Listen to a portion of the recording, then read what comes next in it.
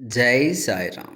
இந்த பதிவில் நாம் பார்க்க போகும் தகவல் யாது என்றால், ஷிரடி சாய்பாபாவுக்கு பிடித்த விஷயங்கள்.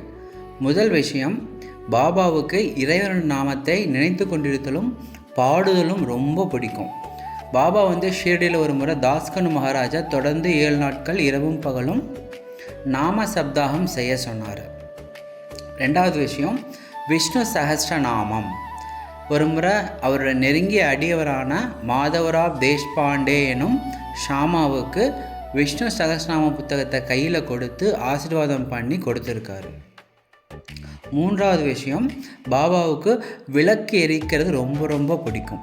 பாபா ஷிரடியில் வாழ்ந்தபோது மசூதி எனும் துவாரகா மாயில் இரவு முழுக்க விளக்கை எரிய விட்டு அதில் ஆனந்தமாக இருப்பார். நான்காவது விஷயம், அன்னதானம்.